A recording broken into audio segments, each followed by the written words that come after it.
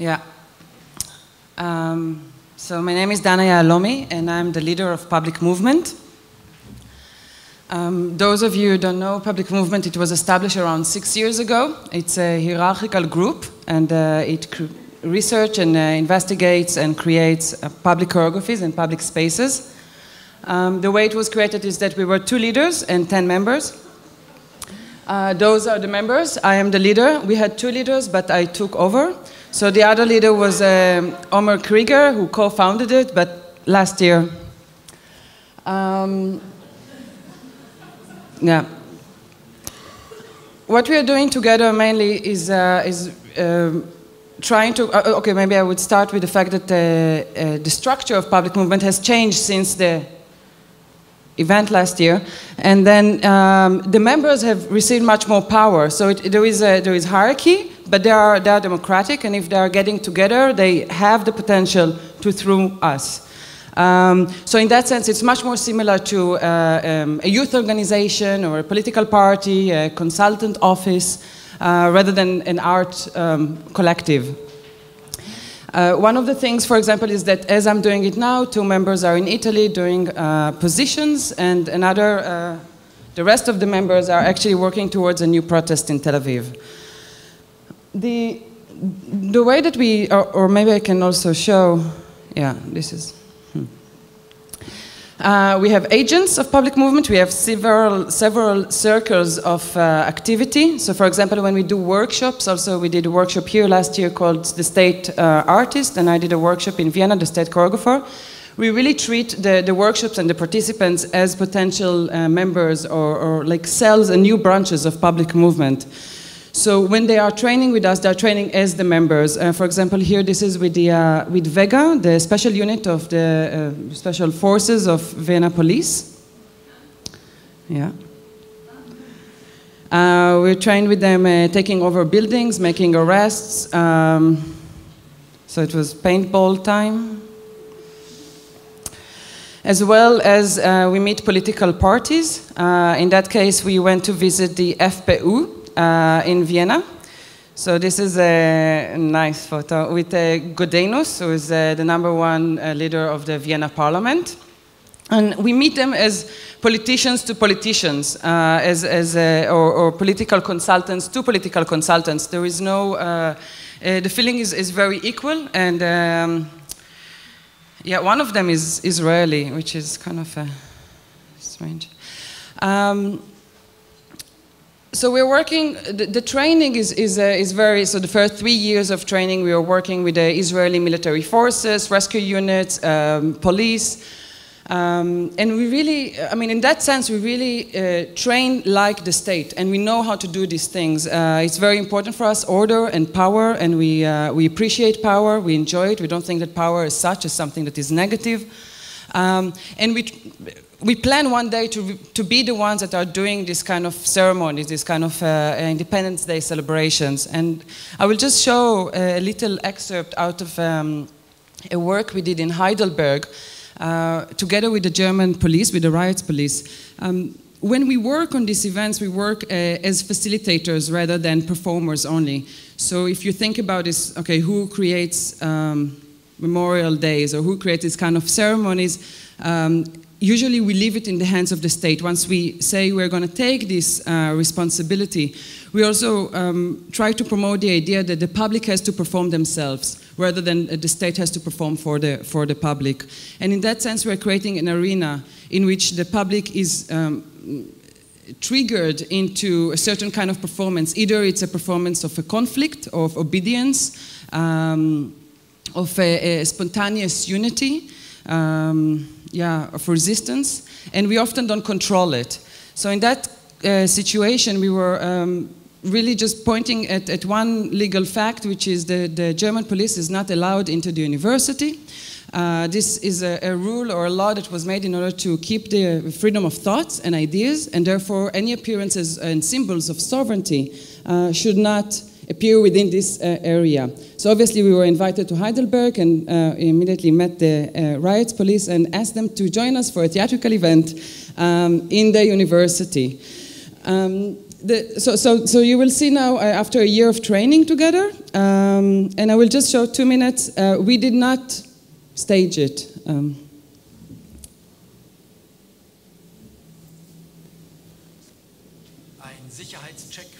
This is from the TV report. Der Durchschnittsstudent würde hier schon Protest anmelden.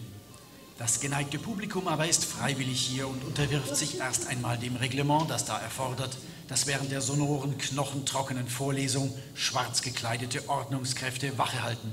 Dass an der Hörsaaltür das Wort Freiraum steht, scheint der pure Hohn. Plötzlich ein weiterer Einbruch bedrohlicher Realität. Ein Einsatzzug der Polizei besetzt den Hörsaal. Wir werden in der Folge Personenkontrollen durchführen, und zwar im Foyer, draußen im Treppenhaus. Im Foyer erst Kontrollen, dann kommt es zu tumultartigen Szenen. Festnahmen. Menschen werden abgeführt. Nur ganz vereinzelt regt sich Protest. Die Lage eskaliert weiter. Eine Geiselnahme von beklemmender Realitätsnähe verstört das Publikum, das längst keins mehr ist. Erste zaghafte Proteste werden durch die Staatsgewalt umgehend im Keim erstickt. Gehen Sie bitte die Treppe runter und hier passiert was. Theater, Performance, Realität, wer will das unterscheiden? Ich habe schon den Eindruck gehabt, dass vielleicht Zuschauer dabei waren, die Realität und das Theater nicht mehr auseinanderhalten konnten. Für uns war es auch schwer. Für mich hat die Situation sich teilweise auch dargestellt, wie wenn da eine Spontandemo plötzlich da war. Also es war schwierig auseinanderzuhalten. Solchermaßen eingeschüchtert ist das... Okay. Yeah.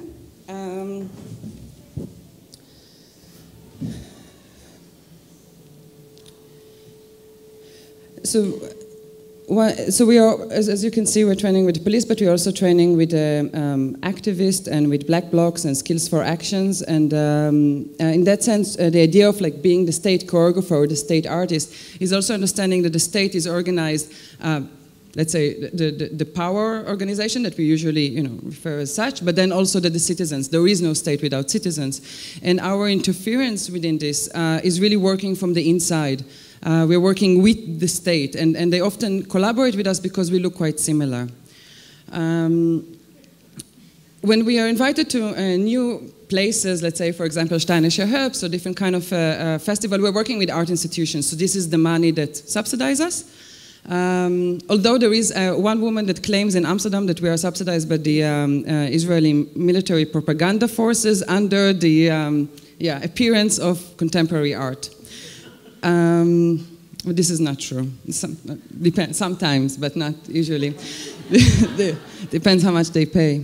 And we are looking into, so we don't have really like shelves with works that we do. So every project is really discourse specific. We're coming to a place, we're looking for something which is a certain kind of event that happens within the national calendar, or something which is related to a specific history. For example, here in Graz, this year, I don't know if you know, but we are celebrating 100 years anniversary for the recognition of Islam in Austria. Which, ironically or not, was the first country in Europe to recognize Islam as an official religion. This was due to the accepting Bosnia as citizens of Austria. And what we are organizing here is a big gala event, which really enters into the yearly calendar. It was happening in 1912 and now 2012. The gala is called Rebranding European Muslims, and I will touch upon it later. So obviously, it's in a constant rebranding. We don't really offer one brand, though we are working very closely with branding strategies that are usually doing nation branding or IKEA. I will give two examples, very short examples, and the first one is Spring in Warsaw, which was a big project we did in 2009 together with Laura Palmer Foundation, Joanna Varsha.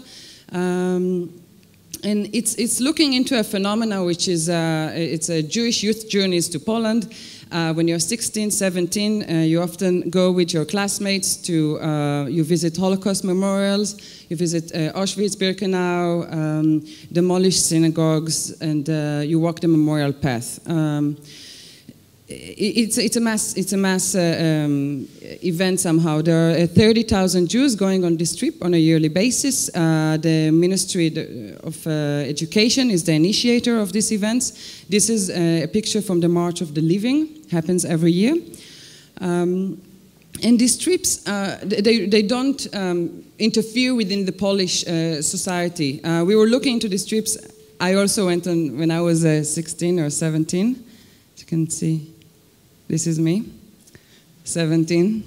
I didn't know much then, but this is public movement already. So this is from Spring in Warsaw. The idea was, rather than I would say this is a general thing about public movement, we don't understand ourselves as opposition.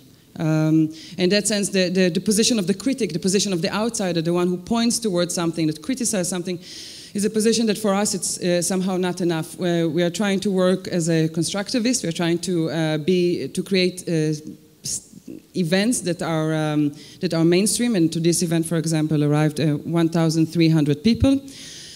And maybe it's also a moment to bring Canetti, who we are also referring to when he writes in A Crowd and Power about this moment of transition from being a bunch of men and women into becoming a crowd. And he calls this moment a moment of discharge.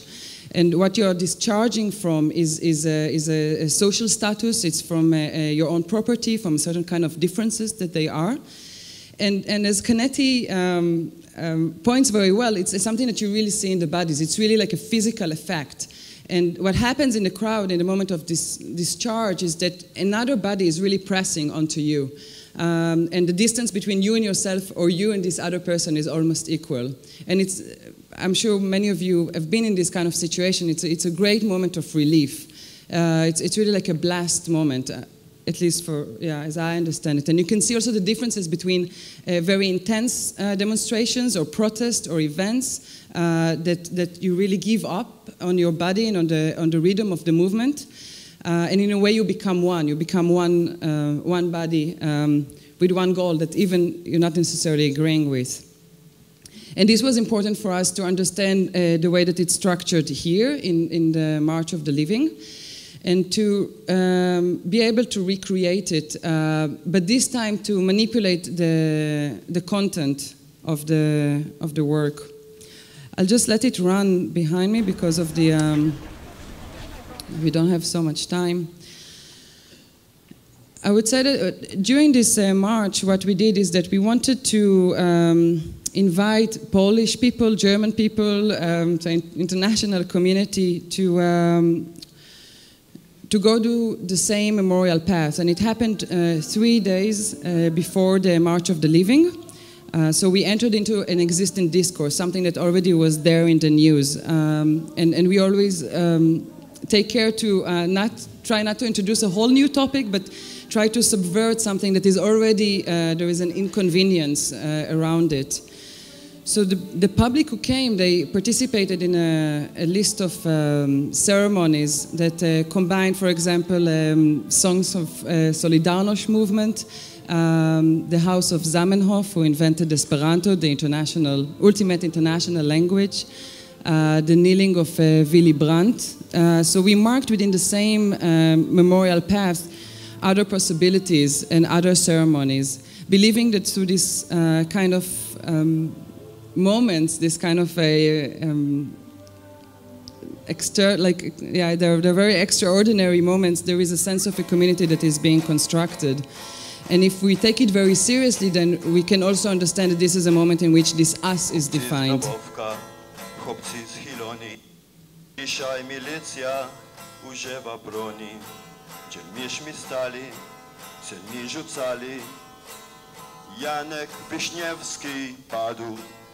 Wiatr ponieśli go świętojańsku, napciecie w gliną, napciecie w tanką, chłopcy stoniowcy, pomście trucha, Janek Wiśniewski padł. Continuing this kind of research of civil pilgrimage, 3 years later I was invited to New York to create a work for the New Museum together with artists. Artis is a non-profit organization that supports Israeli art abroad. It's financed mainly from Jewish American philanthropy, which is actually a fact that really changed the work itself, the resources.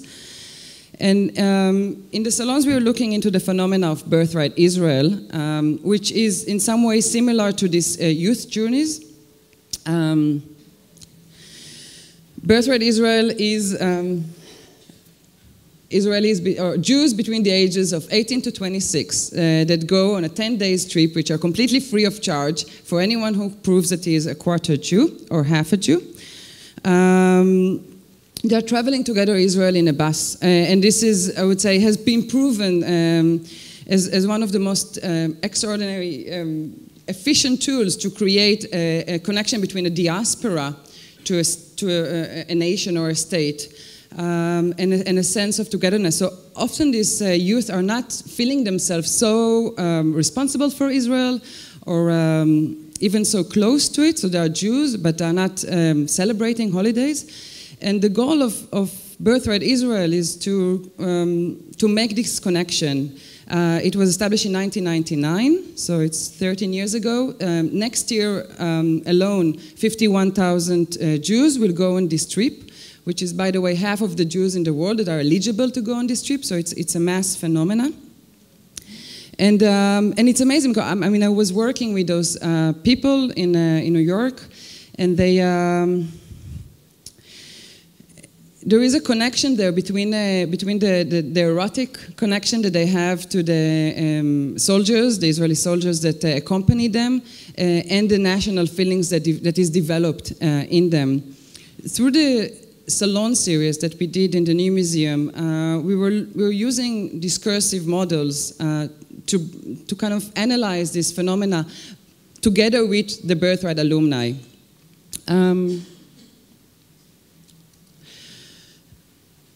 The discursive models were using existing discursive models, so like a parliament meeting, board meeting, and so on, building up towards the question, should there be or should there not be a Birthright Palestine? So in that sense, we did not define what it is. Some people understood it as yes, a negative imprint of what Israel is today, but there was no claim upon appropriating Zionist regime in the names of those who are not eligible to go there, but rather to understand what is this connection between heritage and nationality.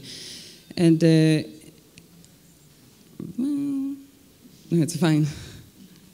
But what was interesting for us was to keep this question mark. So as opposite to what happened with Spring in Warsaw, here we did not give the actual trip. It was organized as a question mark, accumulating towards the final session, which is what you see now.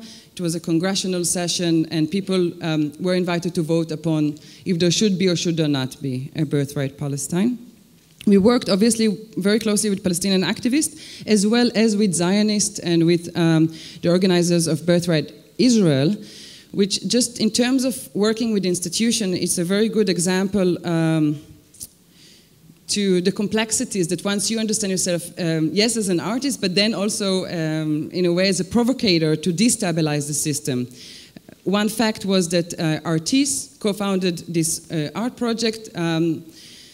Their philanthropy is American Jewish philanthropy that since 2005, on the 10th of October actually, there was a new campaign called Brand Israel. Israel understood that they have to improve their brand internationally, that they are criticized too often, and they understood also that it will be much cleverer on their side not to do it through new posters or new videos, but actually to start to support culture in order to downplay the conflict. In this year, many of the philanthropists that usually would give money to Zionist organizations started to support also art. So what happened in our case, for example, is that Schusterman, Steinhaus, and Bronfman, who are three main families and donors that give money to Birthright Israel, were also in a detour supporting Birthright Palestine because they were giving money to Artis, which put everyone on kind of like on the toes, because on one hand, it means that we are associated with them, but it's also a problem for them to be associated with us, which ended up with someone who snitched on us to the headquarters of Birthright Israel, trying to create pressure in order to cancel the project. The project was finally not cancelled, but this is also a very long negotiation that took place, and in that sense, this is part of the strategy that we are trying to use. So to enter those places and to try to manipulate them from the inside. This is a brand that was launched also. It was a connection between Israeli Defense Forces, female soldiers, and I would say more or less then I started to be interested in branding, and this brings me to the end part of the talk, which is branding. Yeah, maybe this is better, yeah. So it started in Ground Zero Mosque. I will tell the story very, very shortly. I came across the real estater, Sharif El Gamal, who you might know bought this property that was 2 blocks away from Ground Zero and wanted to make an Islamic cultural center, was branded by Pamela Geller and different kind of Tea Party as the Ground Zero Mosque. But the brand was so strong that he today, like, because I was hanging out with him, and he has to sometimes say, hi, I'm the CEO of Park 51, and people don't know what Park 51 is, so he has to say the Ground Zero Mosque. He's not a mosque, and it's not in Ground Zero, but nevertheless, it created like a huge controversy. The man did not succeed to raise any money, so even, let's say, Saudi Arabian bankers, millionaires, did not want to be affiliated with such a controversial project. So I met Pamela Geller and trying to understand how she works, like how come she's so successful. And one of the very simple things that maybe I should have known is that she works with copywriters, branding agencies, and designers. This is part of the kind of riots and that happened just outside of the mosque. Yeah, cultural center. This is, by the way, a new work by Pamela Geller. It's going to come out next week on buses and YouTube. So it's, I mean, she's working very, very hard. And in a way, I would say she's absolutely dangerous. Using this kind of tactics and understanding the connection between branding and creating nation branding and the establishment of a community or a sense of a community, we initiated a project which is called Rebranding European Muslims, which has a very problematic name. And the gala is going to happen next week. The gala is, we hired 3 branding strategists, departing from the quote of Angela Merkel saying that multiculti has failed, completely failed, and saying, okay, let's say that she is correct. Let's say that she's right. Let's say that it's failed. What could be the next image, the next understanding of Europe? So the way that we're addressing it is that we're addressing it through Europe. It's how Europe should change in a way in order to accommodate itself through a new understanding of its citizens. The guest of the gala will be you, hopefully, a very large Muslim community that is also collaborating with us. The Bosnian choir will sing. And at the end of the gala, the public would be asked to vote upon the best campaign, which I can already promise you that it's not going to be very conventional. I will just let it play on the back. This is an advertisement commissioned by the EU for integration, and then it was commissioned, paid. It cost quite a lot of money, and then it was censored right afterwards. So it's very clear that the desire to brand is really from the right to the left, for Muslims and non-Muslims, and the branding agent is always an outsider. It's usually being hired. Also, Austria is in a process of branding now, and they hire someone from London. And there is, and in that sense, the way that I'm placing myself is also as an outsider. I don't believe that there is one brand that could apply forever, but there is this kind of a verb term that is supposed to connect or to make this transition and open this process and to destabilize this process together with the larger public, which is not only, let's say, the EU Commission for integration. Thank you very much.